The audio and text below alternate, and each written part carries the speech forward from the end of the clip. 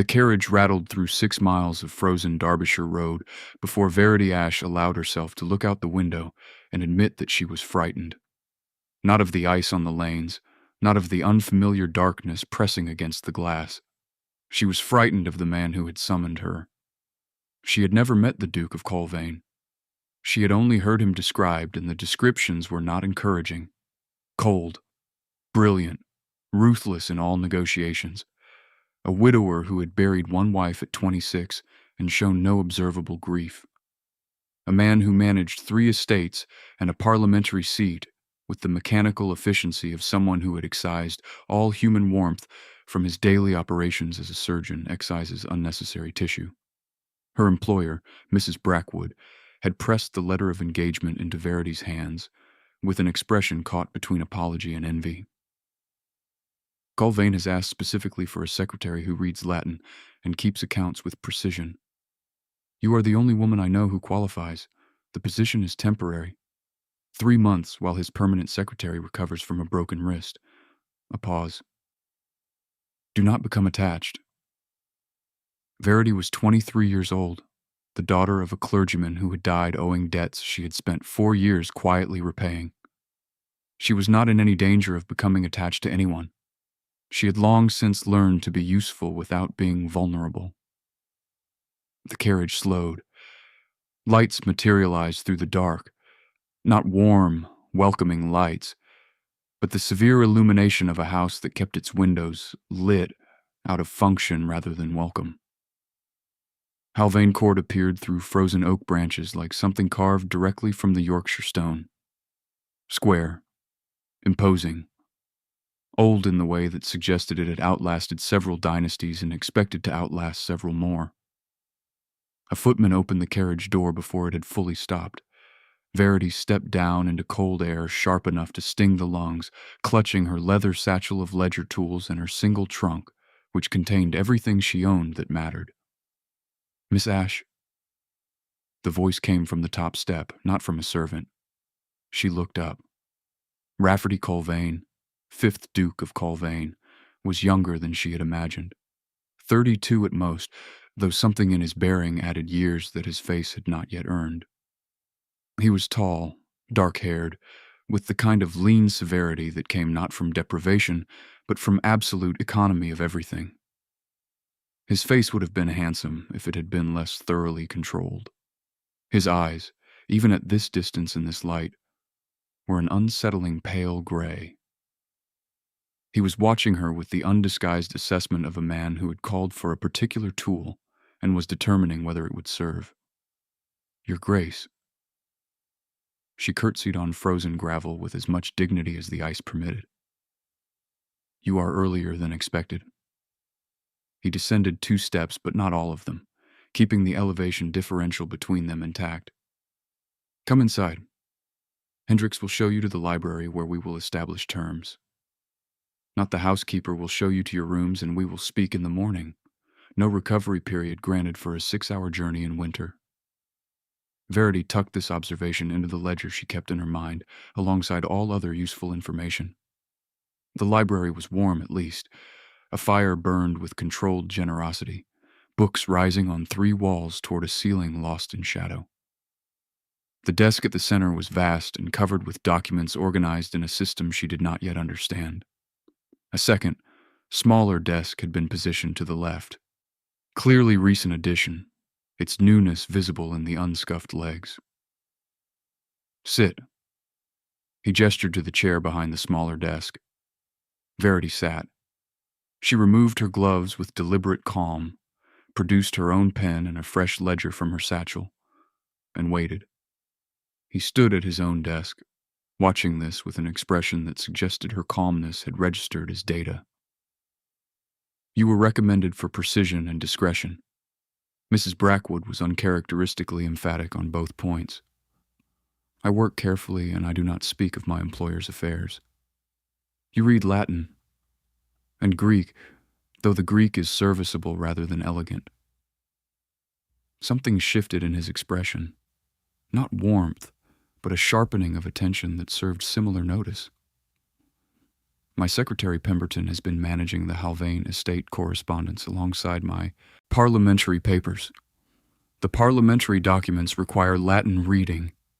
Some of the foundational trust instruments date to the 17th century. There are also letters from my grandfather in the Northern Territories whose contents affect several current legal questions and which no one in this household has been able to translate adequately. I can read them. I know. That is why you are here, rather than any of the 6 male secretaries who applied. He said it without apology, merely as factual clarification of the calculus. There is one further matter. He moved to the fire, turned his back to it, and looked at her with the directness of a man who had learned that oblique communication was an inefficiency he could not afford. Previous secretaries have misunderstood the nature of this position. They have imagined that proximity implies intimacy, that access to my private papers implies access to my confidence, that evenings in this library constitute some form of relationship. The word was spoken with the precision of a scalpel. They have been wrong, and the corrections have been time-consuming and unpleasant. Verity held his gaze without difficulty. I am here to manage documents. I am not here for any other purpose. You say that now. I say it because it is true. They all say it is true.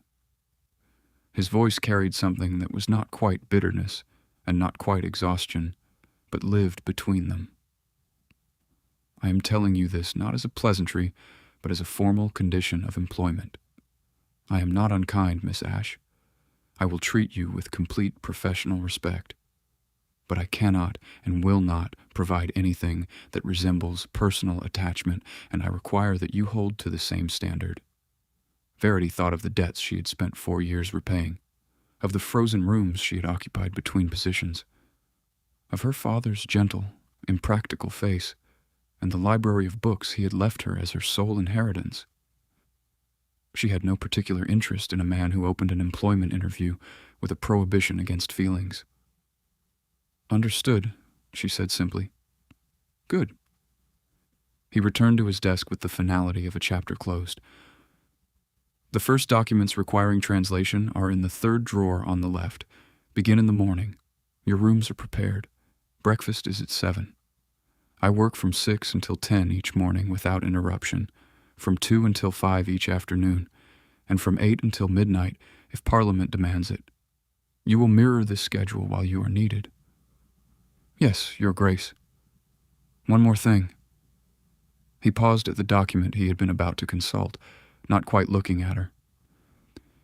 Do not attempt to make friends with me. I am not being cruel. I am being practical. The 3 months will pass more comfortably for both of us if we maintain appropriate distance. Verity rose, replaced her pen, and tucked her unused ledger back into the satchel. She had written nothing, because nothing requiring documentation had occurred. This, too, was data. Good night, Your Grace, she said, and followed the waiting housekeeper out of the library without looking back. In her room, which was warm and adequate and told her nothing about whether the man who owned it had any human qualities beneath the granite, she sat on the edge of the bed and thought carefully. He had warned her. He had been very thorough about it. She would be very thorough about listening. The 17th century trust instruments were a mess of ecclesiastical Latin and post-Reformation legal terminology that had defeated, evidently, 3 university-educated men. Verity worked through them in the early morning hours before the Duke arrived at his desk, leaving annotated translations clipped to each original, with a brief notation of any provisions that appeared to affect current estate law. On the 3rd morning, she arrived at the library to find him already there, reading through her annotations with the focused attention of someone checking engineering tolerances. He did not acknowledge her arrival. She sat at her desk and resumed the next document. After 20 minutes, he said, without looking up, You have noted a conflict between the 1683 instrument and the current tenancy arrangements in Northfield. Yes. The 1683 document establishes a right of inheritance through the female line for the Northfield parcels that appears to have been inadvertently superseded by the 1801 Estate Consolidation Act.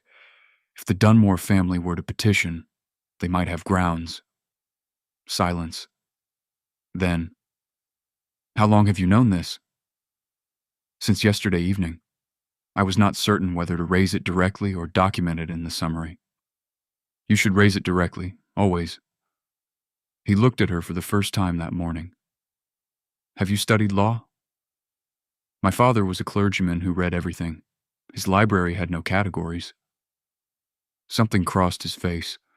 Not quite a smile, closer to recognition. He returned to the document. "Pemberton would have missed this. He is adequate with current instruments, but weak on historical precedent." She accepted this without comment. It was not a compliment about her. It was an assessment of a professional gap, but it was the beginning of a pattern. By the end of the first week, she had translated all 7 historical documents, identified 2 legal vulnerabilities in the current estate structure, reorganized the parliamentary correspondence by date and urgency, and created a cross-reference system that reduced his research time by what she estimated to be 40 minutes per session. He noticed. He did not say so, but she saw it in the way he moved through the reorganized files without friction, the way the 40-minute margin appeared as increased efficiency rather than acknowledged generosity. At the end of the second week, a letter arrived from London bearing a parliamentary seal that required an immediate response. He was away visiting the northern tenants. The response was time-critical. Verity drafted it in his style. She had read enough of his correspondence by that point to understand the architecture of his sentences, left the draft on his desk with a note explaining her reasoning, and signed it per the instruction of His Grace without signing her own name. He returned at 8 in the evening. She heard him enter. She continued working. At 9:15, he appeared in the doorway of the library. She looked up. The parliamentary response. "I believed it required a same-day reply. I was possibly overstepping." "You were not overstepping. The response was correct and the timing was necessary." A pause. "How did you know the Parliamentary Reform Committee's position on the Yorkshire water rights?" "It was referenced in 3 of the documents I organized in the first week. I read everything I file." "Of course you do." He moved to his desk, removed his coat, and settled into work with the focus of someone picking up a thread without needing to search for its end. "Sit down, Miss Ashe. You have been working for 14 hours and you are still at your desk." "I enjoy the work." That was not a question. But his voice had lost some of its edge, not softened exactly, reduced in severity by approximately 1 degree. By the end of the third week, they had established an unspoken language of professional shorthand. She left queries at specific points in documents to signal she needed his guidance on intent. He left marginal notations on translated work to indicate which interpretations he favored. They moved through the library in the hours before noon, with the coordinated efficiency of 2 instruments tuned to the same key. It was, she admitted only to herself, the most intellectually satisfying work she had ever done. She was also, with equal honesty, finding him interesting, not in any dangerous sense, in the way that a complicated historical document is interesting, in the way that something deeply internally consistent but on the surface, apparently cold, becomes interesting once you understand the internal architecture. She noticed things she had not been looking for. That he took his tea without sugar but remembered, without being told, that she preferred it sweet and that the tray arrived with both options. That he kept, in the bottom drawer of his desk, a small leather-bound journal he never opened in her presence. That he sometimes stopped reading a document and looked out the window toward the north grounds for 60 seconds before resuming. Always 60 seconds, as if he had calculated the permitted length of distraction. That when he was thinking through a difficult problem, his right hand moved slightly, as if writing, before he reached for an actual pen. She catalogued these things. She did not interrogate them. She certainly did not mention them. He had warned her. She was listening. The difficulty began, as difficulties often do, with something entirely ordinary. On a Tuesday in the fourth week, the housekeeper informed Verity that His Grace would be dining alone and had requested her company at table, as a matter of professional convenience, to discuss the Northfield legal question before the solicitors arrived on Thursday. Verity changed into her better dress, the dark green wool, which was her only evening suitable garment. She arrived at the dining room at the appointed time and found Rafferty Colvane already there, standing at the sideboard, reading a letter with the habitual focus that made everything he did feel urgent. He looked up when she entered. Something crossed his face that was not his professional expression. It was brief, lasting less than 2 seconds, but it was there. The look of a man who had not expected to register a person's appearance and found himself registering it anyway. He returned to the letter immediately. Sit wherever is comfortable. They discussed the Northfield question through the first 2 courses with the efficiency that had become their professional standard. She had prepared notes. He had questions. The exchange was productive and would serve the Thursday meeting well. Then the third course arrived, and they ran out of Northfield. The silence that followed was the first silence of the professional relationship that had not been full of work. It had a different texture. Verity became acutely aware of the distance across the table, and the fire, and the quality of candlelight on the carved ceiling moldings. "Where are you from originally?" he asked. It was clearly an unusual thing for him to say. The question arrived with the deliberate quality of a man choosing to speak rather than being moved to. "Shropshire. My father had a parish near Ludlow." "And after his death?" "Various positions. A schoolmaster's household in Bristol, a solicitor's widow in Bath who needed her correspondence managed, Mrs. Brackwood for the last 2 years." "You have been entirely self-sufficient since 17. "Since 16, properly speaking."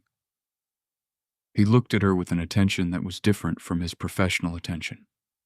Less analytical, more direct, in a way that had nothing to do with documents. "That is a significant weight to carry at 16. "It was the weight that existed. I carried it."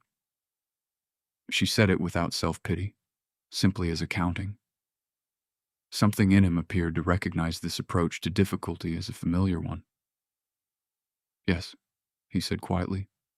"That is the only option, isn't it?" It was not a question.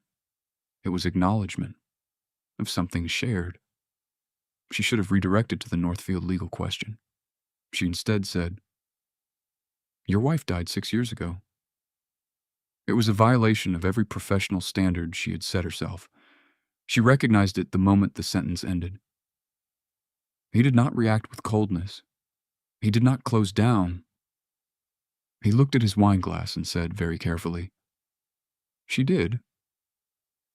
I am sorry. I should not have. You should not have. No." But his voice was not rebuking her.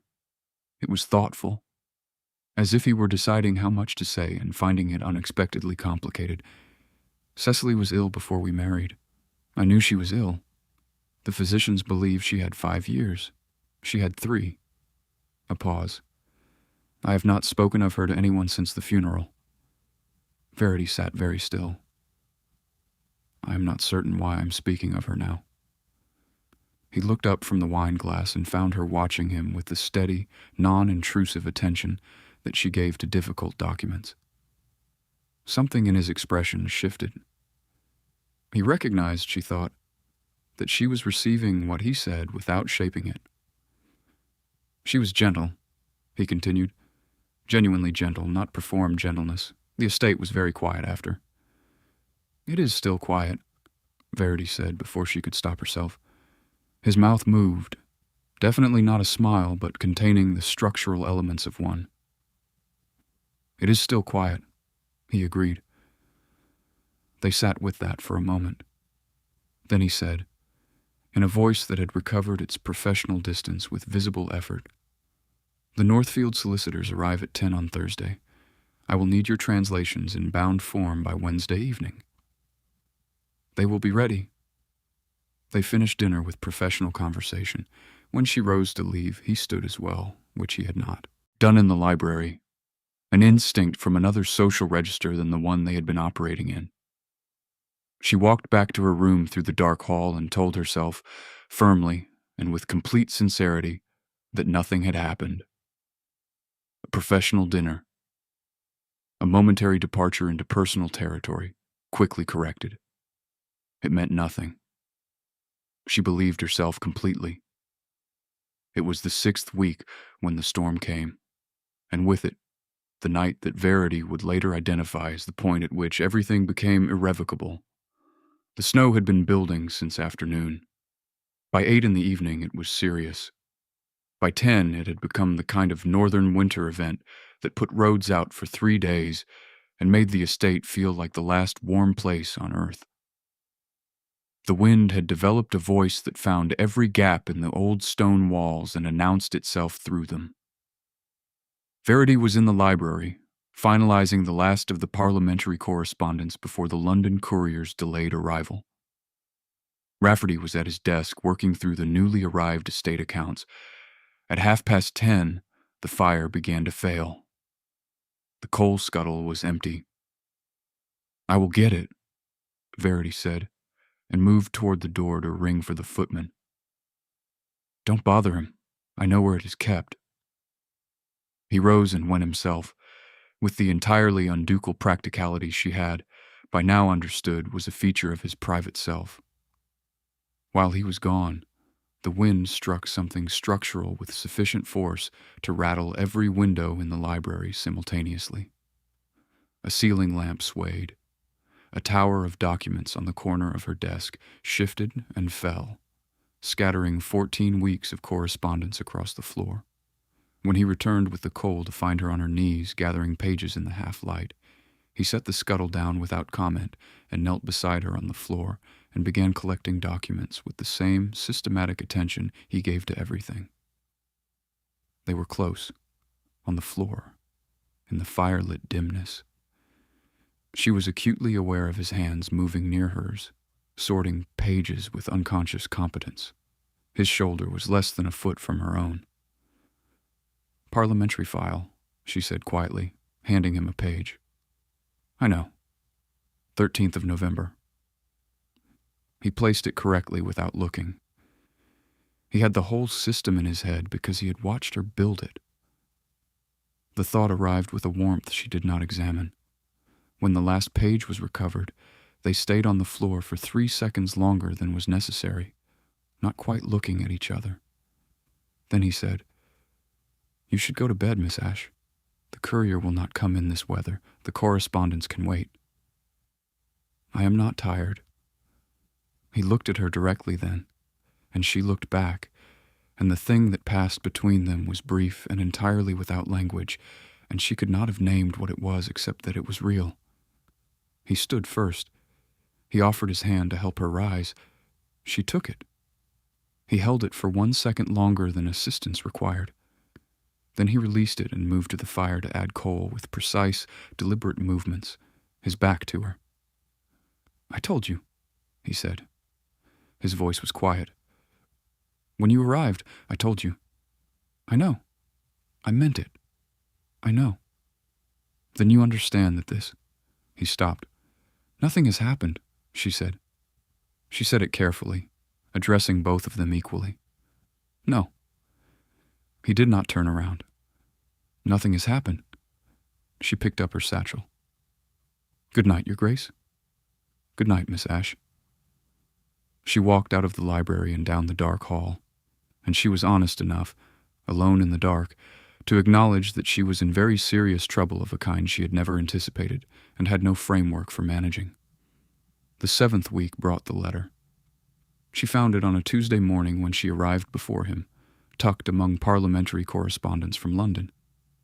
It was addressed to the Duke in a woman's handwriting, elegant, accomplished, the kind of penmanship that indicated significant leisure and significant education. She placed it, unopened, to the right of his blotter where personal correspondence lived. He arrived, noted it, set it aside.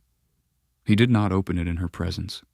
At noon, while she was cross-referencing the estate survey documents in the outer room, she heard him open it. She heard nothing else. She continued working. That evening at dinner, The professional dinners had continued 3 times, weekly, with the useful fiction that they were always about estate business. He was quieter than usual. Not coldly quiet, quietly quiet, which was different. The quality of a man carrying additional weight. Halfway through the meal, he said, "My grandmother is coming." She waited. "She believes it is time for me to remarry." He said it flatly, as factual statement. "She has been believing this for 4 years. She has arrived at a candidate she considers superior to all previous suggestions." "Lady Elspeth Wardmore," Verity said. He looked at her. The letter was sealed, but the return address was visible on the outside. She said it precisely. "I did not open it. I simply noted the name as I do with all correspondence." "Of course." A brief pause. "You know of Lady Elspeth?" "By reputation only. She is considered one of the most accomplished women of the current season. Beautiful, well-connected, musically gifted. Her family's Yorkshire estate borders yours on the eastern side." "Yes." He turned his wineglass slowly. "My grandmother considers the proximity of the estates strategically significant." "And you?" He looked at her. There was something in the look that she had been seeing for 3 weeks without allowing herself to name. "I consider it an irrelevance. You will receive your grandmother." "I will receive my grandmother. She arrives on Friday. You will—" He stopped. "I will maintain my professional role," Verity said. "Entirely. Yes." Something in his voice was not relief. She could not name what it was, and she refused to try. "That would be best." The Dowager Duchess Dorothea Colvane arrived on Friday morning in a carriage that expressed wealth through restraint. Everything of quality, nothing extravagant, and she descended from it with the absolute physical authority of a woman who had managed large households and larger personalities for 50 years. She was 71. She was not soft. She found Verity in the library, where Verity had arranged herself carefully at her desk and was translating a late-period legal document with complete professional absorption. Dorothea stood in the doorway for a full 30 seconds before Verity looked up. "You are the secretary," the Dowager said. "Yes, Your Grace." "Rafferty said you were competent." She moved into the room with the deliberate assessing pace of a woman cataloging everything simultaneously. "He did not say you were young." "He would not have considered it relevant." "No." The old woman stopped at the desk's edge and looked at Verity with eyes that had the same pale gray quality as her grandson's. "He would not have. May I see the translation?"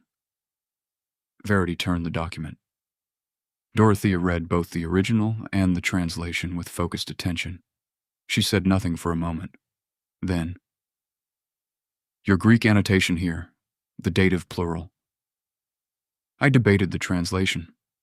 The conventional reading would give the estate administrators more discretion. My reading narrows it. I prefer narrower when there is genuine ambiguity because looser interpretations tend to generate more litigation, not less. The Dowager looked at her. It was not an unkind look. It was very thorough. "Sit down, Miss Ashe. I would like to talk." It was not a request. Verity sat. Dorothea took the chair on the other side of the desk, which was Rafferty's chair, which she occupied without hesitation. "My grandson warned you, I expect." "On my first night. He warns everyone. He warned his wife. He warned his last 3 secretaries. He has been warning people since Cecily died, and he decided the most efficient response to grief was to build a wall and station himself on top of it." She folded her hands. "He is not actually cold, Miss Ashe. I want you to know this because it appears you are intelligent enough to have suspected it already. Your Grace, I am not accusing you of anything. I am telling you something true about my grandson, so that you do not compound an already complicated situation with a false understanding of him." She paused. "He has been different this month. The household has noticed. Mrs. Crane told me the library fires are being built higher than they have been in 6 years, that he ate dinner 3 times last week instead of taking a tray at his desk, that he laughed once in the corridor, very briefly upon hearing something she could not identify. These are not large things. They are enormous things. Verity said nothing.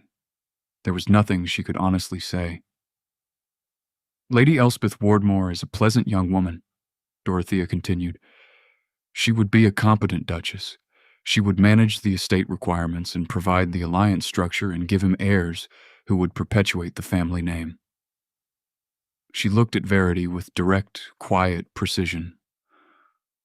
She would not translate 17th century trust instruments in the small hours of the morning, or identify legal vulnerabilities that 3 male secretaries missed, or sit on the library floor collecting documents in a snowstorm with the calm of someone who has never needed rescuing. The fire popped. Outside, the northern wind ran along the stone walls. Verity kept her hands flat on the desk. "I am leaving in 3 days," Dorothea said. "Lady Elspeth will be invited for Christmas. She may visit or she may not. That is beyond my power to determine." She rose. "I thought you should know what I observed. What you do with the information is your own matter." She left. Verity sat alone in the library for several minutes, looking at the 17th century document without reading it. He did not speak to her differently after his grandmother's arrival. He was, if anything, more formally professional, which told her something. But on the second evening of Dorothea's visit, he appeared at the library door at 9 in the evening, not their usual working hour, and said without preamble, "Walk with me."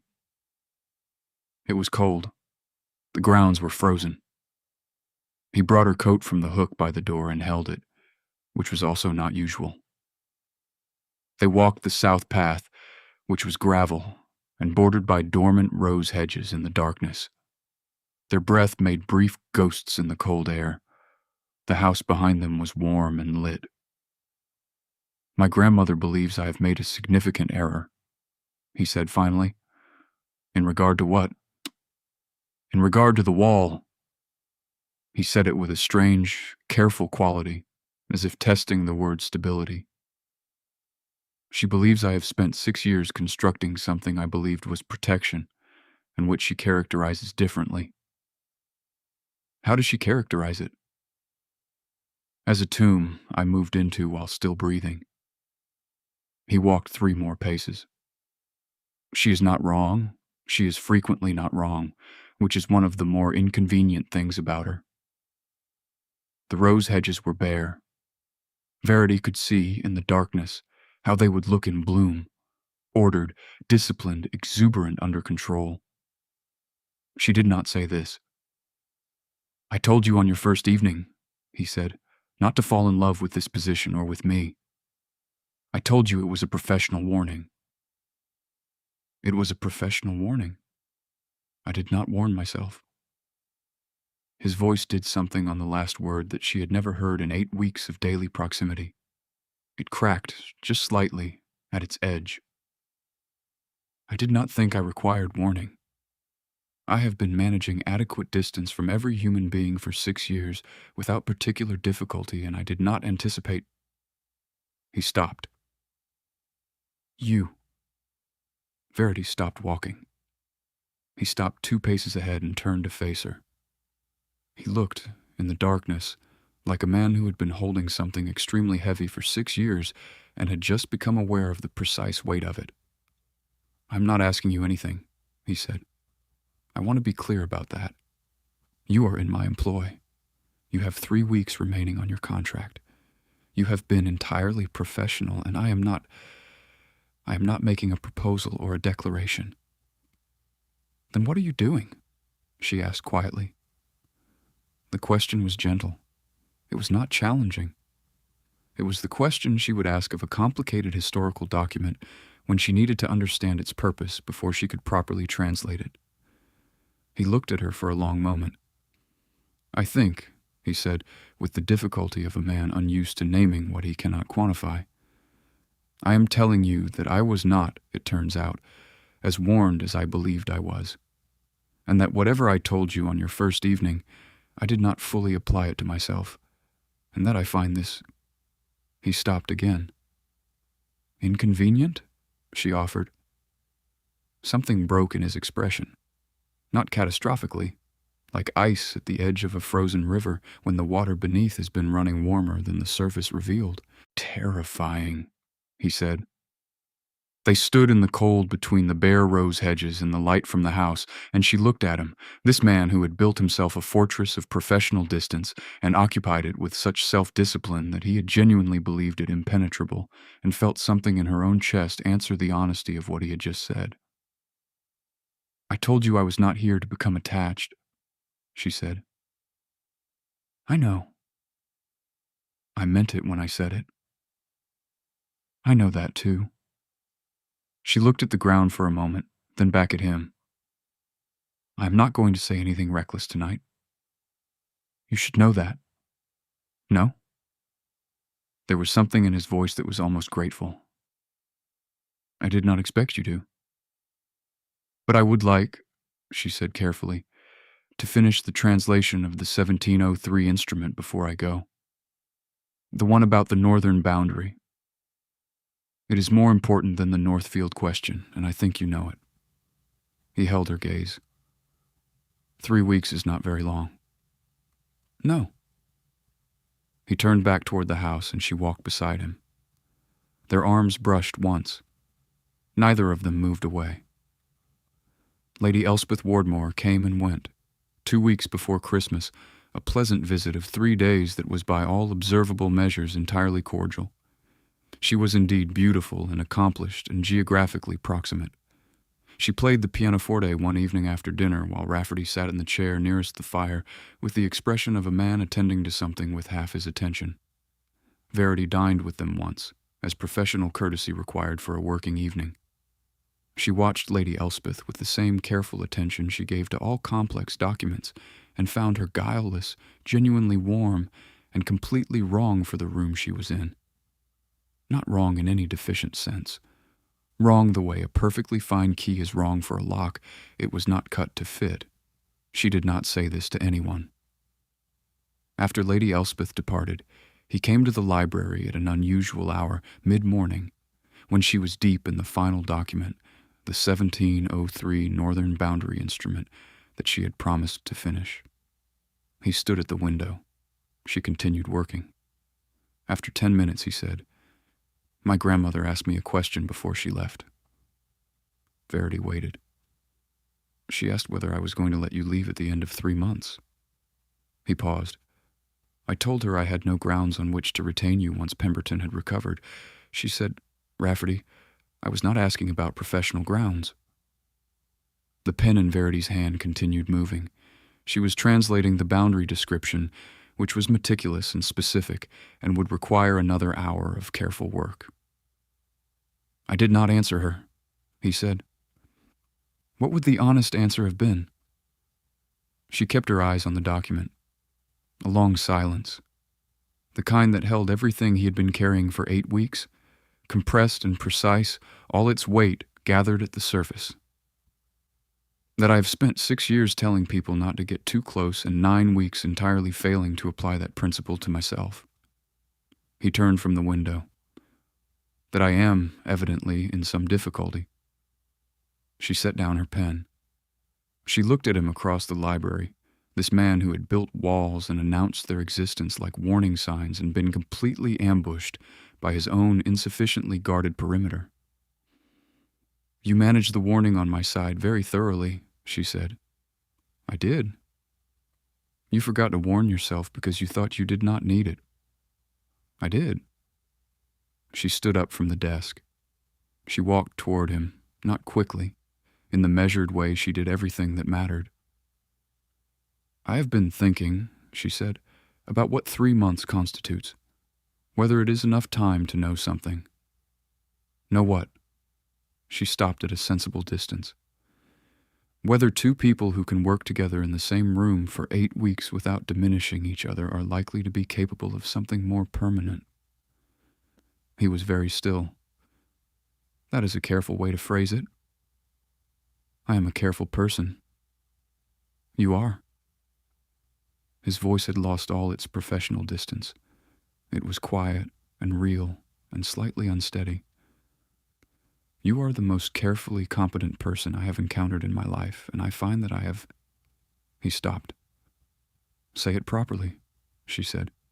You are capable of it. He looked at her. The pale gray eyes that she had been cataloging for 9 weeks, without permission to interpret, held something that she had been choosing not to name for 6 of those weeks, and could not avoid any longer. I love you, he said.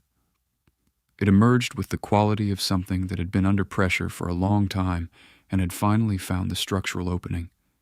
I have been fighting it since approximately the 4th week, and I have been losing since approximately the 5th, and I have been aware of losing since the storm, and I have been unable to do anything useful about it since your dinner with my grandmother, and I find that I am... Rafferty, she said. Her use of his name was deliberate. She had not used it before. She watched it land. Not, he finished, entirely sure what happens now. Yes, you are, she said. You are the most strategically intelligent person I have encountered in my life. You know exactly what happens now.